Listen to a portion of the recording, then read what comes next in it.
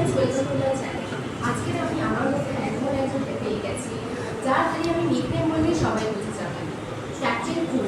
আশা করি এতক্ষণে সবাই গেস করে ফেলেছেন আমাদের মাঝখানে কে আসতে চলেছে। মহেন্দ্র সিং ধোনি। উনি ওনার সময়টা আমাদেরকে দিয়েছে, এই জন্য আমি ওনাকে প্রথমেই থ্যাংক ইউ বলতে চাই। তো কেমন আছে স্যার? ভালো আছে। আপনি কেমন আছেন? আমিও ভালো আছি।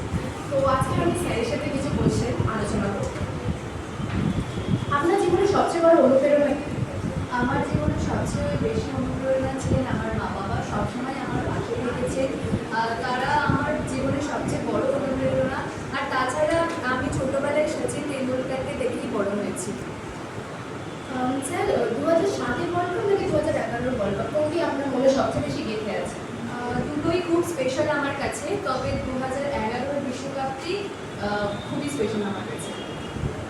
স্যার, রাঁচির মতো ছোট শহর থেকে আপনি উঠে এসেছেন, এটা কতটা চ্যালেঞ্জিং ছিল?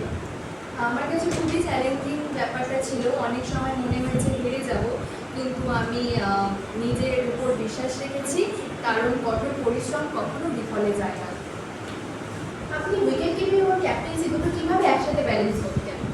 দুটোই ফোকাস আর কনসেন্ট্রেটের খুবই প্রয়োজন হয়, বাট আমি দুটোই খুব অনুভব করি। আপনার লাইফে সবচেয়ে কঠিন মুহূর্ত কোনটা ছিল?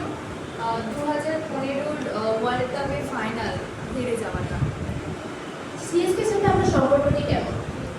ওটা খুবই স্পেশাল আমার কাছে। শুধু এক কথায় বলতে গেলে আমার দ্বিতীয় পরিবার। আপনি কীভাবে নিজেকে মোটিভেট করতেন যখন আপনি ফর্মে ছিলেন না? আমি সবসময় নিজের শক্তি ও দুর্বলতা নিয়ে চিন্তা করতাম। আত্মবিশ্বাস হারালে মাঠে পারফর্ম করা যেত না, তাই নিজেকে মানসিক দিক দিয়ে খুব প্রস্তুত রাখতাম নিজেকে।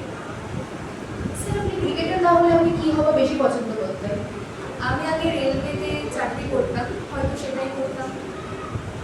একজন ভালো ক্রিকেটার হতে গেলে আপনার মতে কিরকম গুণ থাকা প্রয়োজন? সহানুভূতি আর টিম মেম্বারদেরকে বোঝা। আপনি এই তরুণ ক্রিকেটারদের কি বলবেন?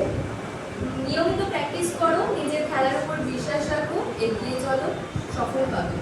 থ্যাংকস স্যার, ধন্যবাদ। আপনি আজকে অনেক আপনার মূল্যবান সময়টি আমাদেরকে দিয়েছেন, এর জন্য আপনাকে ধন্যবাদ।